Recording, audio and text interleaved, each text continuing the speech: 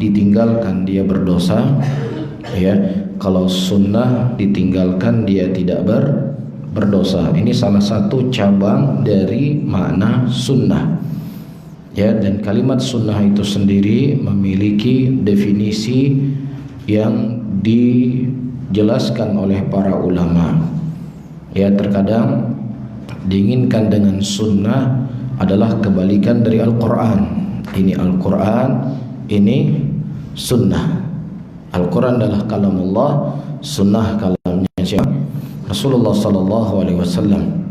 Sebagaimana Rasulullah sallallahu alaihi wasallam mengatakan, ya, jadikanlah imam di antara kalian a'lamukum bil Quran. Jadikanlah orang imam di antara kalian yang paling pintar dari Al-Quran. Nah, kalau seandainya di antara mereka Al-Qurannya sama, maka apa? A'lamuhum bis sunnah. Yang paling pintar di antara mereka adalah sunnah. Bisa difahami, ya? Dan terkadang sunnah itu diinginkan kebalikan dari bid'ah. Ini bid'ah, ini sunnah. Ya, Rasulullah mengatakan dalam hadisnya, "Alaikum bisunnati wa sunnatil khulafa'i rasyidin al-mahdiyyin, tamassaku 'alaiha bin nawajid wa iyyakum wa muhdatsatil umur." Ila akhiril hadis. Rasulullah mengatakan wajib bagi kalian berpegang teguh di atas sunnahku dan sunnahnya para khulafa rasyidin, dan gigitlah dengan gigi geraham kalian. Kemudian apa kata Rasul? Dan hati-hatilah kalian dari perkara-perkara yang baru, karena setiap perkara yang baru itu namanya apa? Bid'ah. Jelas, ya? Terkadang sunnah diinginkan kebalikan dari bid'ah. Nah, di sini kita membahas sunnah dalam bab fikih adalah kebalikan dari wajib. Bimana apabila seseorang mengerjakan walimahan, dia mendapatkan pahala. Kalau seandainya dia meninggalkannya, dia tidak berdosa. Ya. Datang dalil, beberapa dalil secara qauliyah dan secara fi'liyah. Ya, disebutkan telah sabit dari Nabi sallallahu alaihi wasallam annahu awlama ala nisa'i inda zawajihi minhunna ay sana'a walimah min ta'amin wa da'a ashabahu ilaiha. Qala Anas radhiyallahu ta'ala anhu, syahidtu walimata Zainab fa ashba'an nas khubzan wa lahman wa kana ba'athani fa ad'u an-nas. Rawahu Muslim. Ya. Datang dari Anas bin Malik, beliau mengatakan, aku menyaksikan walimahannya Nabi sallallahu alaihi wasallam ketika menikahi Zainab. Tahu, ya, makna walimahan? Kenduri, pengantin. Apa bahasa kita? Jaurum kawin. Walimahatul urus. Ya. Nah, waktu itu Anas bin Malik, beliau menghadiri walimah Nabi sallallahu alaihi wasallam dengan Zainab ketika beliau menikahi Zainab. Fa ashba'an nas, dan waktu itu manusia kenyang dengan roti dan daging. Jadi waktu itu Rasulullah menghidangkan kepada mereka apa? Roti dan daging. Dan beliau memerintahkan Anas bin Malik untuk mengundang manusia menghadiri walimahnya Rasulullah sallallahu alaihi wasallam. Ini hadis dikeluarkan oleh Imam Muslim dalam sahihnya. Dan juga dari Anas bin Malik, ma ra'aitun nabiyya sallallahu alaihi wasallam awlama ala ahadin min nisaihi ma awlam alaiha, yani Zainab awlam bisyah. Akhrajul Bukhari. Dalam Sahih Bukhari kata Anas bin Malik, tidaklah aku melihat Nabi sallallahu alaihi wasallam, ya, walimahan di salah satu dari istrinya apa yang beliau walimahan kepada Zainab. Maksudnya apa? Hanya pada walimahan Zainab saja waktu itu Rasulullah sallallahu alaihi wasallam menyembelih kambing. Adapun walimahan-walimahan beliau dengan istri-istri beliau yang lainnya tidak dilihat oleh Anas bin Malik Rasulullah sallallahu alaihi wasallam menyembelih kambing. Bisa difahami, ya? Ini apa yang dilihat oleh Anas bin Malik. Dan juga dikeluarkan oleh Imam Bukhari dari Safiyah bintu Syaibah radhiyallahu taala anha qalat, awalam Nabi sallallahu alaihi wasallam ala ba'd nisaihi bimuddain min sya'ir. Ini khabar gembira ini buat antum semuanya. Ya, khabar gembira buat antum dan juga pelajaran buat bapak-bapak yang punya anak perempuan. Jangan dibuat sulit pernikahan, ya. Syabab memikirin mahar saja sudah sangat sulit, belum lagi mikirin acara walimahan. Terkadang uangnya sudah ada, cuman ini nenek masih di luar kota, mungkin nenek sebulan lagi pulang. Nah kalau kita tunggu nenek, si paman 2 bulan lagi baru bisa balik ke sini. Ya nunggu paman, nunggu nenek, nunggu bibi. Padahal sudah ada semua, tunggu 3 bulan. Iya, tentunya ini hal-hal yang tidak pantas untuk dilakukan. Karena telah datang hadis dari Ali bin Abi Thalib radhiyallahu taala anhu, "Thalathatun la yuakhiruhunna." Ada 3 hal yang tidak boleh diakhirkan. Pertama apa? Seorang laki-laki yang dia sudah punya calon wanita untuk dinikahi, segera dinikahi. Lah ini proses mahar tadi, mengumpulin mahar sudah 2 tahun. Sudah dapat mahar, sudah ada tanggal, tunggu saudaranya pulang semuanya. Sulit nggak kira-kira? Sangat sulit. Nah, bagaimana lagi kalau belum punya uang untuk buat walimahan? Nah, di sini disebutkan Nabi kita Muhammad sallallahu alaihi wasallam, beliau membuat walimahan untuk istri-istri beliau pada waktu itu ya bimuddain min syair. 2 mud. Ini 1 mud kurang lebih ya. 2 mud dari tepung. Kira-kira berapa kilo? 1 kilogram kurang lebih 1 kilo. Kita anggaplah 2 kilo. Rasulullah sallallahu alaihi wasallam membuat walimahan 2 kilo tepung. Nah kalau 2 kilo tepung, kira-kira kalau di zaman sekarang kita bisa buat apa? Bisa buat bakwan. Buat apa lagi? Buat risol. Kira-kira berapa bakwan bisa kebuat? 2 kilo. Hah? Buat pisang goreng apa? Piscok. Pisang goreng coklat. Hah? Nah, kira-kira berapa potong jadinya? Ini Nabi loh, Nabi, Rasul, manusia yang paling terbaik di muka bumi ini, kekasihnya Allah, penutup segala nabi dan segala rasul. Ya, walimahannya hanya 2 mud dari tepung. Kita tidak semulia Rasulullah, wala dari sisi dunia, wala dari sisi akhirat. Dari sisi dunia, Rasulullah sallallahu alaihi wasallam dikenal laki-laki yang sangat pemberani. Diceritakan ada suara pada waktu itu terdengar di kota Madinah, suara aneh. Kemudian beberapa sahabat Rasulullah sallallahu alaihi wasallam keluar dari rumahnya untuk melihat asal dari suara tersebut. Tiba-tiba mereka mendapatkan apa? Nabi sallallahu alaihi wasallam telah ada di tempat tersebut. Rasulullah sudah mendahului mereka. Rasulullah sallallahu alaihi wasallam punya istri 9 orang. Belum lagi ditambah budak beliau. Terkadang dalam satu malam beliau menggiliri 1 persatu istrinya 9 orang. Sanggup nggak kira-kira? Ya, di zaman sekarang orang punya istri 1, obat kuatnya Masya Allah, penuh obat kuat di laci kamarnya. Istrinya 1. Nah, Nabi sallallahu alaihi wasallam dalam satu malam beliau bisa menggilir istrinya 9 orang. Kekuatannya sangat luar biasa. Apa yang mau kita andalkan kita dengan Nabi kita?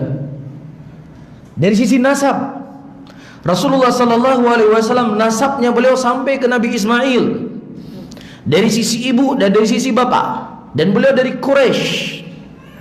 Quraisy adalah nasab suku yang paling mulia di muka bumi ini. Suku Quraisy. Lah kita suku dari mana kita? Nggak jelas asal usul kita. Bukan nggak jelas usul, nggak punya bapak ibu. Kita punya bapak, punya ibu. Cuman asalnya dari mana?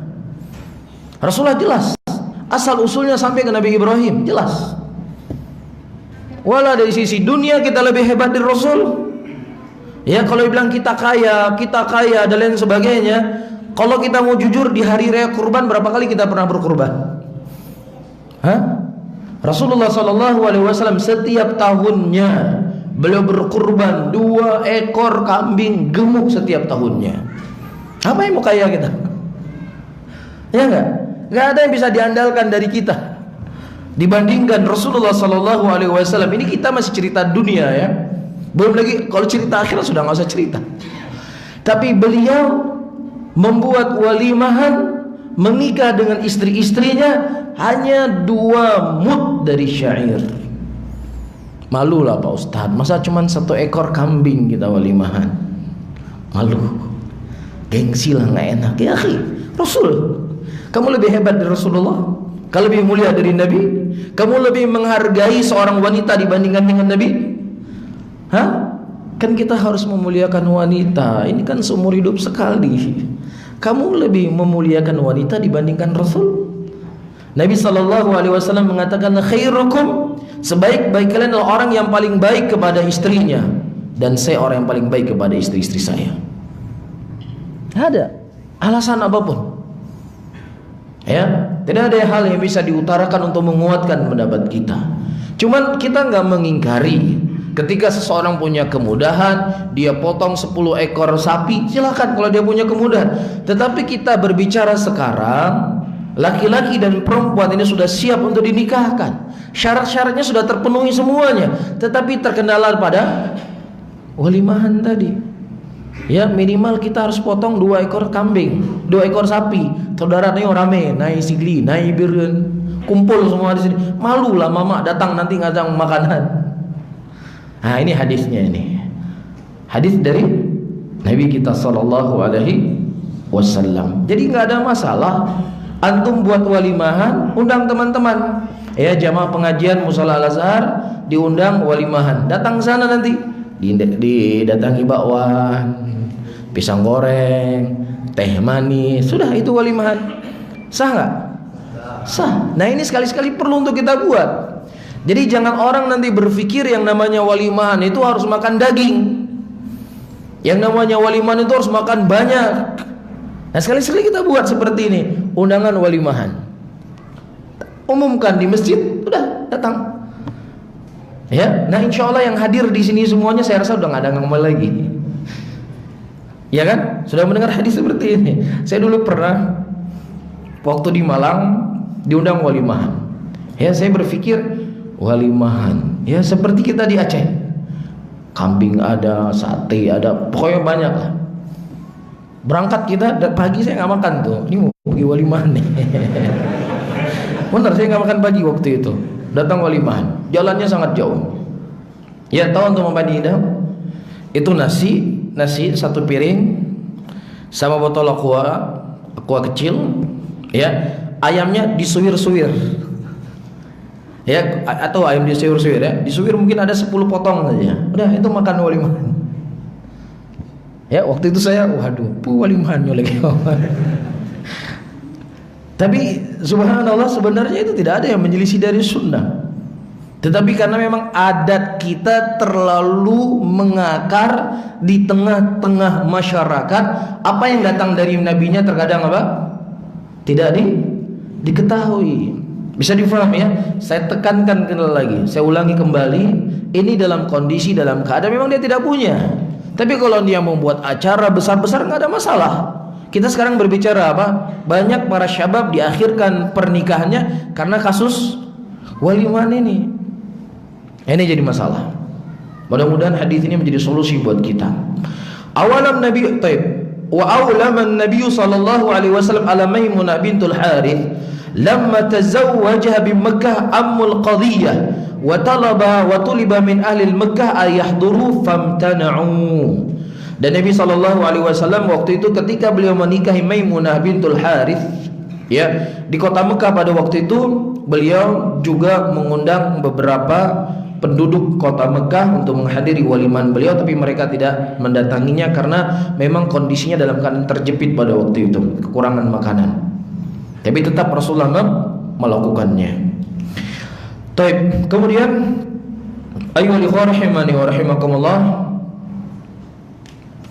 disebutkan di sini, dan Nabi sallallahu alaihi wasallam wa ashabah fama sana'a lahum ta'aman wa la qarrabahu ilaihim illa imra'atu ummu usaid balat tamratin fi turin min hijaratin min al-lail falamma faragha an-nabi sallallahu alaihi wasallam min at-ta'am amathathu lahu fasaqathu tuhtifuhu bidzalik. Pernah Rasulullah sallallahu alaihi wasallam pada waktu itu diundang walimahan seorang dari sahabat Rasulullah sallallahu alaihi wasallam. Pada waktu itu ini yang diundang Nabi loh ya. Rasul yang diundang. Kira-kira kalau seandainya apa orang yang paling tinggi sekarang di dunia ini? Sudahlah gubernur, kita cerita gubernur. Gubernur datang ke rumah kita acara walimahan. Apa yang kita persiapkan? Nggak mungkin kita mau potong kambing 1 ekor undang gubernur. Ya, pasti minimal acaranya di gedung. Ya, atau minimal rumahnya rumah besar. Udah makanan jangan ditanya kalau undangannya gubernur. Ini Rasulullah sallallahu alaihi wasallam menghadiri walimahan. Beliau seorang nabi, seorang rasul. Pada waktu itu tidak ada makanan yang dibuatkan yang kemudian dihidangkan kepada Nabi sallallahu alaihi wasallam kecuali hanya beberapa butir kurma yang sudah basah. Itu dihidangkan kepada Rasulullah sallallahu alaihi wasallam. Iya. Dan ini bukanlah bentuk pelecehan kepada Nabi. Bukan bentuk pelecehan kepada tamu. Ya, nah para sahabat sudah memahami waliman tidak harus mesti begini, harus tidak mesti begini. Ya, ini sebatas kemampuan yang mereka punya. Bisa difahami? Dan juga Rasulullah sallallahu alaihi wasallam tidak memarahi sahabat. Kamu jauh-jauh undang saya ke sini, saya ini sibuk, saya ini banyak pekerjaan, ya belum untuk mengurusi rumah tangga saja dengan istri 9 sudah sangat sibuk, apalagi mengurusi hal yang lainnya. Kamu undang saya cuma makan kurma seperti ini. Gak ada diucapkan oleh Nabi seperti itu. Bisa difahami ya? Nah, di antara dalil-dalil ini, ayyuhal ikhwah rahimani wa rahimakumullah, ya, mereka mengatakan hukumnya apa? Sunnah, tidak sampai wajib. Namun sebagian para ulama yang lainnya, mereka mengatakan walimatul ursi atau walimatul ursi itu hukumnya wajib. Wajib orang buat walimahan. Nah, kalau seandainya antum sudah terpikir hukumnya wajib ya, wajib. Ya, nggak buat masalah buat kita kan? Masalah nggak kira-kira ketika kita menguatkan hukum walimah itu wajib? Nggak masalah kan? Antum punya tepung 2 kilo di rumah, goreng bakwan, sudah undang tamu 10 orang, 20 orang, 30 orang, ayo makan bakwan di rumah saya, walimahan saya hari ini. Gak ada masalah. Apakah hukumnya sunnah ataukah hukumnya wajib? Cuman kalau sudah berbicara dengan adat, nah ini yang jadi masalah buat kita. Ini yang bikin bermasalah. Tapi disebutkan di sini, anan Nabi sallallahu alaihi wasallam amara biha Abdurrahman bin Auf wa qala lahu awlim wal amru lil wujub ma lam yujad sarifun yasrifuhu ila nadab. Nabi sallallahu alaihi wasallam memerintahkan Abdurrahman bin Auf untuk membuat walimahan. Rasulullah mengatakan awlim. Dan hukum asal dari perintah hukumnya apa? Hukum asalnya wajib. Selama tidak ada datang dalil yang memalingkan dari hukum wajib kepada hukum sunnah. Ini dalil yang pertama. Dalil yang kedua, Nabi SAW beliau membuat walimahan untuk istri-istri beliau, apakah dalam keadaan beliau hadir di mukim ataukah beliau dalam keadaan safar. Apakah beliau dalam keadaan lapang ataukah beliau dalam keadaan apa? Kesepit, tidak memiliki banyak uang seperti kasus tadi, dalam keadaan kemarau atau lain yang semisalnya, tidak ada tumbuhan, tidak ada kurma, tidak lain sebagainya. Tetapi Rasulullah SAW tetap juga membuat apa? Walimahan. Nah, kalau seandainya walimahan itu hukumnya adalah sunnah, maka tentunya Rasulullah SAW akan menjelaskan dan akan meninggalkan walimahan ketika beliau menikahkan istri-istri beliau, apalagi dalam kondisi apa? Safar. Lah solat saja yang 4 rakaat boleh 2 rakaat dalam keadaan safar, masa walimahan yang lebih sulit? Solat 4 rakaat atau buat walimahan? Hah? Buat walimahan lebih sulit, tapi tetap Rasulullah membuatnya karena ini menunjukkan apa? Wajibnya walimahan. Taib. Kemudian yang ketiga, teriwayatkan dari Ali bin Abi Thalib radhiyallahu taala anhu, ketika beliau menkhitbah Fatimah, Rasulullah sallallahu alaihi wasallam mengatakan kepada Ali ketika melamar Fatimah, kata Rasulullah, lil arusi min walimatin. Ya, kata Rasulullah sallallahu alaihi wasallam kepada Ali, harus bagi pengantin orang yang menikah buat walimahan, kata Rasulullah. Rasulullah ini laki-laki yang sangat pemalu. Bahkan beliau lebih malu dari wanita pingitan. Sangat malu Nabi Muhammad sallallahu alaihi wasallam. Tetapi berbicara, ada orang lamar anak seorang perempuan, ya. Nyo harus pegat walimahan, nyo behana. Malu enggak kita? Berat enggak kira-kira? Hah? Baru khitbah langsung ngomong harus buat walimahan, enggak boleh enggak? Kira-kira berat enggak kita bicara? Paling kan si bapak kan ada apa? Ada apa istilahnya juru bicara. Dia akan berbicara tentang mahar, berbicara tentang walimahan, bagaimana bentuk acaranya, kan seperti itu. Apalagi minta walimahnya di rumah suaminya. Ya, kamu boleh nikah dengan anak saya, tapi buat walimah di rumah kamu. Berat nggak ngomongnya seperti itu? Berat kan? Tetapi karena memang itu adalah sebuah hukum yang wajib, Nabi SAW tidak menghalangi rasa malu beliau. Beliau mengatakan, kalau kamu memang mau menikah, kamu harus buat walimahan, harus, tidak boleh tidak. Ini menunjukkan apa? Wajibnya. Baik, dan juga ayyuhal ikhwah rahimani wa rahimakumullah, disebutkan oleh Al-Imam Ibnu Abdul Barr rahimahullah, ma a'lam khilafan baina as-salafi min as-sahabati wat tabi'in fi qaul bil walimah wa ijabah man du'iya ilaih. Kata Ibnu Abdul Barr, dan saya tidak mengetahui khilaf di antara para salaf, dari sahabat Rasulullah, dari tabi'in, ya, bil qaul bil walimah, disyariatkannya perkara walimahan dan wajibnya seseorang menghadiri walimahan. Bisa difahami? Wajib seorang menghadiri walimahan. Dan juga disebutkan juga oleh para ulama dalam beberapa riwayat hadis, di antara kewajiban kita menghadiri walimahan bukan untuk melihat pelaminan, bukan untuk melihat bagaimana pakaian laki-lakinya atau melihat bagaimana pakaian pengantin perempuannya, tetapi datangnya kita kepada walimahan itu mencicipi makanan. Ini tujuan datang walimahan. Kamu udah pergi walimahan dia? Ada makan? Gak makan, saya lagi diet. Ini salah.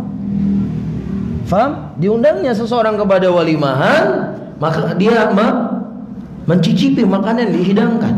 Makanya para ulama di sana mereka membahas bagaimana hukumnya ketika seseorang berpuasa menghadiri walimahan. Tetap dia harus menghadiri walimahan tersebut. Iya. Nah, kemudian dia meminta izin kepada sahibul hajah. Ya, saya hari ini puasa Daud, atau saya hari ini puasa Senin Kamis. Ya, boleh saya tidak mencicipi makanan walimahanmu? Oh, ngaji harus baca. Ya, kapan lagi kamu harus makan di tempat saya? Jangan, itu mungkin setahun seumur hidup ini toh acara saya buat. Ke depan nggak tahu, saya nggak punya kemampuan untuk membuat acara. Hari ini harus berbuka puasa, hukumnya sunnah, mencicipi makanan. Ya, walimahan hukumnya apa? Wajib. Ini disebutkan oleh para ulama dan disebutkan beberapa riwayat hadis. Tujuan didatanginya walimahan adalah mencicipi makanan tersebut. Jadi itu jangan salah kaprah ya. Wah, saya ini ping sayang lah buat dia, takutnya nanti makanan nggak cukup, biar orang lain saja yang makan. Nggak demikian. Ya, kalau memang antum melihat tamunya sangat banyak tamu yang nggak diundang misalnya, ya, makanan persediaan sedikit, ya sudah, makan sekedarnya. Yang penting apa? Ada yang makan. Kalau pisang, ya pisang makan satu. Sudah dia nggak makan atau belum? Sudah dia nggak makan. Nggak mesti harus ada 20 jenis makanan itu semua dimakan 20, nggak mesti. Ya, beberapa memang makanan yang sudah dihidangkan buat tamu itu yang dimakan. Mafhum ya? Baik. Kemudian ayyuhal ikhwah rahimani wa rahimakumullah, walimahan itu haknya siapa? Kewajiban siapa? Kewajiban si perempuan atau kewajiban si laki-laki?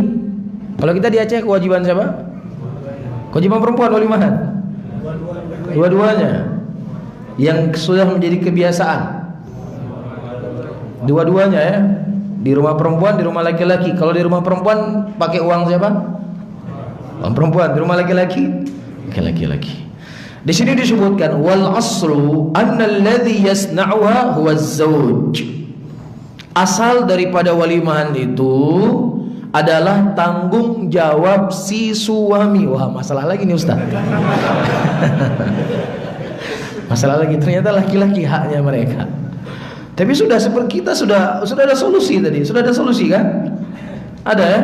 Ya, makan bakso misalnya, undang 20 orang makan bakso walimahan, sudah selesai walimahan itu. Ya, jangan antum gambarin walimahan untuk dekor ruangan saja sudah 20 juta. Dekor ruangan. Iya. Ini gambaran seperti harus dihilangkan. Ya, kalau mampu silahkan. Tapi kita cerita sekarang enggak mampu. Nah, jangan sampai, saya tegankan kembali, jangan sampai ya karena tidak cukup uang walimahan, kurang 5 juta diundur 5 bulan akan datang. Ini kan keliru seperti ini. Keliru. Nanti kalau emang seandainya uang, buat waliman sekali lagi nggak ada masalah. Taib, makanya butuh ilmu. Kita kalau punya banyak ilmu, kalau kita banyak pengetahuan, kita semua ya, makanya kita belajar, banyak pengetahuan, banyak solusi. Solusinya banyak, bukan dicari-cari dengan akal ya, bermudah-mudahan ya. Enggak, tapi ini kan solusi buat kita. Yang tadinya kita berpikir kalau buat waliman harus potong kambing, potong sapi, harus begini, harus begitu. Nabi Muhammad beliau walimahannya 2 mud dari tepung. Kan solusi ini. Jelas ya? Baik. Kemudian ayyuhal ikhwah, dalilnya Nabi SAW berkata kepada siapa? Kepada Abdurrahman bin Auf, ulim walau bi'syah. Kamu lakukan waliman kepada Abdurrahman. Rasulullah mengungkapkannya, bukan kepada yang lainnya. Namun disunahkan bagi teman-teman laki-laki ini membantu temannya. Nah, ini juga disunahkan. Nah, ini solusi lagi. Ya, Allah fi aunil abdu maka al abdu fi auni akhi. Allah menolong seorang hamba selama hamba tersebut menolong saudaranya. Didengar misalnya, ya, ini ada dia mau nikah. Kebetulan maharnya kurang 2 mayam. Ya, dan orang tuanya cuman mensyaratkan 1 ekor kambing saja untuk walimahan. Itu kalau dihitung-hitung mungkin dia cuman butuh uang 5 juta. Ayo kita kumpulin uang buat dia. Ya, mungkin dalam waktu 1 hari, dalam 2 minggu ini kita nggak makan di warung. Karena lihat syabab ini masya Allah, pagi di warung, siang di warung, malam di warung. Syabab nggak kerja tapi masya Allah makannya di warung tiap hari. Kadang di sini, kadang di sana. Ya, ketika kita mendapatkan saudara kita seperti ini, ayo kita bantu, kita ta'awun. Makanya sebagian para ulama mereka berfatwa bolehnya kita memberikan uang zakat kepada orang yang ingin menikah. Walaupun misalnya dia dari sisi yang lain dia punya kemampuan, tapi memang dia punya maharnya kurang 2 mayam, 5 juta. Boleh uang zakat diberikan kepadanya. Bahkan diasuh oleh para ulama. Ya, karena dengannya akan terjaga pandangan, terjaga kemaluan, terjaga agamanya. Nah, ini hal perlu untuk antum data. Ini kira-kira apa nih kendalanya? Oh, ini maharnya kurang. Ayo kita ta'awun bersama-sama. Ini sunnah dari sunnah Rasul sallallahu alaihi wasallam. Tuh lihat bagaimana indahnya agama kita, agama Islam. Iya, disebutkan di sini wa yustahabu al-aslil asdiqa al-mutazawwid ayyusa'iduhu fi walimatihi.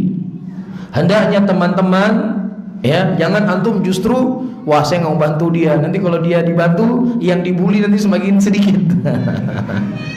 Tidak bantu, justru dengan kita bantu dia Allah mudahkan urusan kita.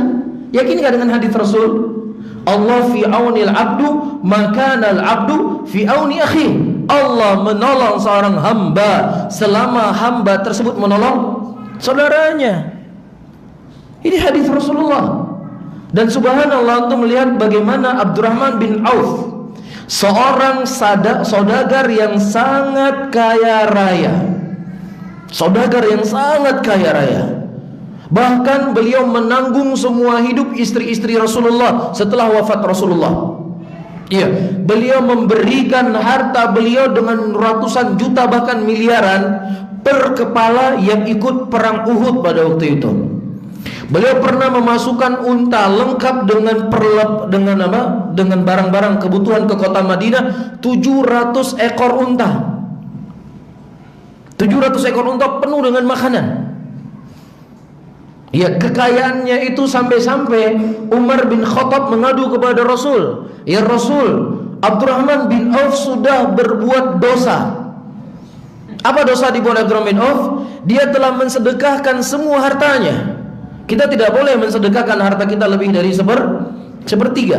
Nah, Umar prediksi, misalnya kekayaannya Abdurrahman bin Auf kita anggaplah 100 miliar dengan uang. Dan Umar melihat pada waktu itu sudah 100 miliar semua diberikan untuk di jalan Allah pada waktu itu. Diadu kepada Rasul. Kemudian Rasul tanya kepada Abdurrahman bin Auf, "Ya Abdurrahman, apa yang kau tinggalkan untuk istrimu dan keluargamu?" Apa kata Abdurrahman bin Auf? Ya Rasulullah, aku tinggalkan untuk istri dan keluargaku lebih baik, lebih banyak dari apa yang telah kuberikan hari ini. Luar biasa. Apa rahasianya Abdurrahman bin Auf? Sampai-sampai beliau menghikayatkan seakan-akan tidaklah beliau balik batu dapat emas di situ. Begitu mudah beliau mendapatkan uang. Ketika beliau hijrah dari kota Mekah menuju Madinah, beliau tidak punya apapun beliau tidak punya. Nggak punya istri, nggak punya uang, nggak punya rumah, nggak punya segalanya. Hijrah. Kemudian beliau dipersaudarakan oleh Rasulullah SAW dengan Rabi'. Kemudian Rabi' ini berkata, wahai Abdurrahman, aku punya 2 orang istri. Mana di antara 2 istriku yang paling cantik, aku akan ceraikan dia. Selesai masa iddah, silakan kau nikahkan dengannya. Istri loh dikasih. Dikasihnya dengan cara halal, bukan cara haram. Dan saya punya 2 petak tanah. Silakan engkau memilih 2 petak tanah yang kau punya, silakan kau ambil. Luar biasa pengorbanan. Iya. Kemudian kata Abdurrahman bin Auf, barakallahu laka wa fi malik. Semoga Allah memberkahimu dan hartamu. Tunjukkan saja kepadaku di mana pasar. Tunjukkan kepadaku di mana pasar.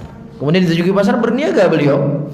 Pada waktu itu beliau mendapatkan uang 4.000 real, 4.000 dinar. 4.000 dinar. Ini kan baru punya uang ini. Kira-kira kita nggak pernah pegang uang, tiba-tiba dapat uang, kita anggaplah 10 juta misalnya. Kemana mau kita bawa? Wah, ini saya banyak kebutuhan nih, beli rumah dulu, beli tanah, untuk nikah semuanya. Kan mikirnya udah macam-macam ini.